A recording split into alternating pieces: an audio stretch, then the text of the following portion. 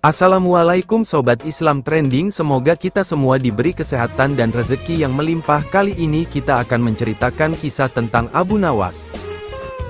Suatu hari, Abu Nawas sibuk mondar-mandir mencari sesuatu di sekitar rumahnya. Ia terus mencari-cari namun tidak pernah menemukannya.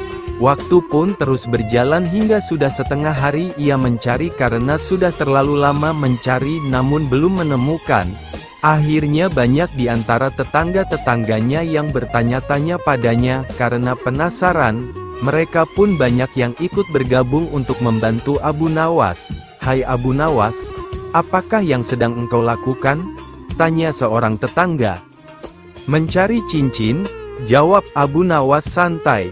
Para tetangga yang bergabung pun turut serta membantu sebisanya, ikut mondar-mondir, kesana kemari, lama, hingga mereka pun kelelahan dan bosan. "Memangnya cincinmu itu kira-kira jatuhnya di mana?" tanya salah seorang lain dari para tetangga. "Seingatku, cincin itu jatuh di dalam rumahku," jawab Abu Nawas dengan santai tanpa merasa bersalah. Mendengar jawaban Abu Nawas, para tetangga yang ikut membantu langsung berhenti dari pencariannya. Sebagian ada yang marah dan langsung pergi. Sedangkan sebagian lainnya tetap tinggal. "Jika jatuh di dalam rumah, mengapa engkau mencarinya di luar rumah?" tanya salah satu tetangga yang tinggal. Sejenak menghela nafas, Abu Nawas pun memberikan alasan. "Bukankah kita sering melakukan itu, saudara-saudaraku? Seringkali kita mencari penyebab di luar kita atas berbagai persoalan yang kita hadapi." Abu Nawas kemudian menambahkan, "Bahkan, kita menyalahkan pihak lain saat ditimpa masalah, dan menjadikan orang-orang di luar kita sebagai penyebab utama atas persoalan yang melilit diri kita sendiri.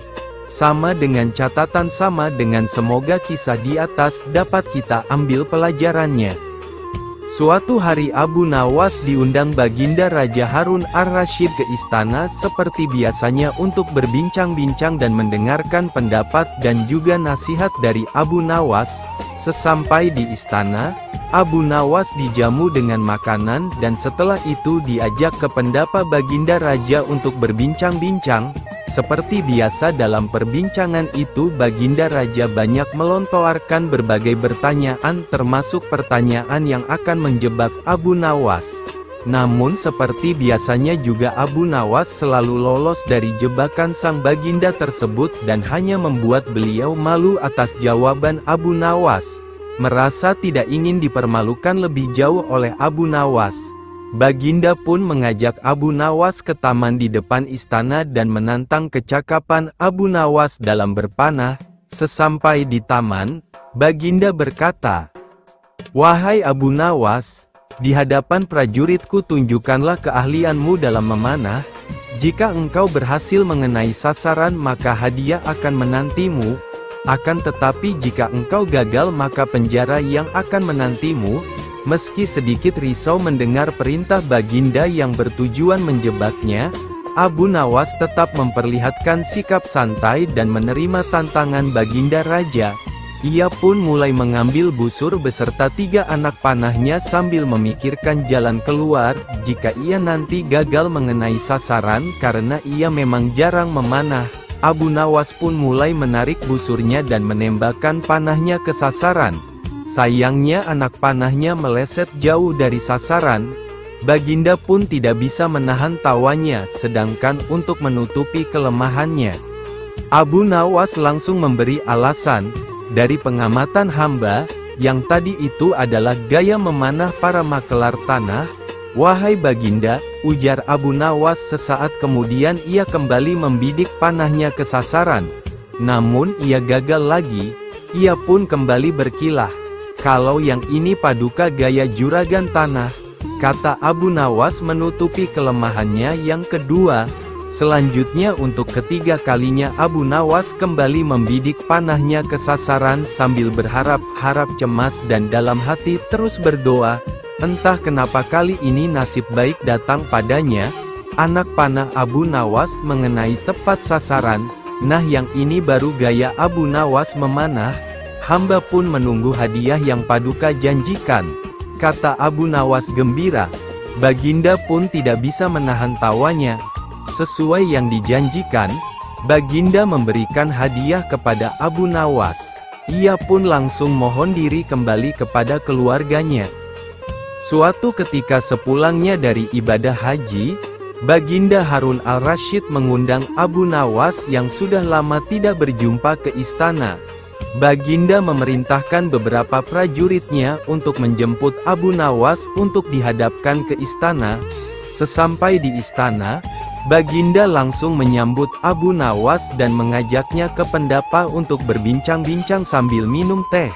Dalam perbincangan itu, Baginda mengajukan beberapa pertanyaan yang masih tergiang di kepalanya seputar ibadah haji yang baru saja ia tunaikan. Ia penasaran kenapa orang-orang berputar-putar mengelilingi Ka'bah Baitullah, tawaf, padahal orang yang menunaikan ibadah haji adalah tamu Allah. Jika sebagai tamu Allah, kenapa tidak dipersilahkan masuk ke dalam Baitullah satu persatu, pikir Baginda. Baginda pun mulai mengajukan pertanyaan pada Abu Nawas. Wahai Abu Nawas, apakah arti Ka'bah Baitullah, Ka'bah rumah Allah? Baginda yang mulia, jawab Abu Nawas. Sebagai apakah orang yang menunaikan ibadah haji itu? Tanya Baginda selanjutnya. Sebagai tamu Allah. Baginda yang mulia, jawab Abu Nawas. Kalau sebagai tamu Allah, mengapa mereka tidak dipersilahkan masuk saja ke dalam Baitullah? Tanya Baginda lagi. Baitullah hanyalah sebagai lambang, wahai Baginda, kata Abu Nawas. Kalau begitu di manakah Allah bersemayam?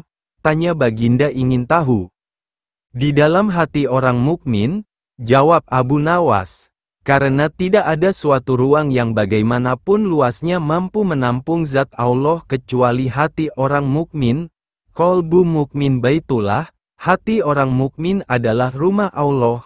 Abu Nawas menjelaskan, mengapa Baitullah dijadikan kiblat? Tanya Baginda kembali. Untuk memudahkan pemahaman orang awam, Paduka yang mulia, kata Abu Nawas, Baitullah itu terlihat mata. Dari itu salat syariat kiblatnya adalah Baitullah, yang waktunya ditentukan dan dengan bacaan tertentu pula. Sedangkan salat tarikat kiblatnya hati, waktunya bisa setiap saat dan bacaannya zikir kepada Allah. Abu Nawas menjelaskan, Baginda Raja Harun pun puas dengan jawaban yang diberikan Abu Nawas.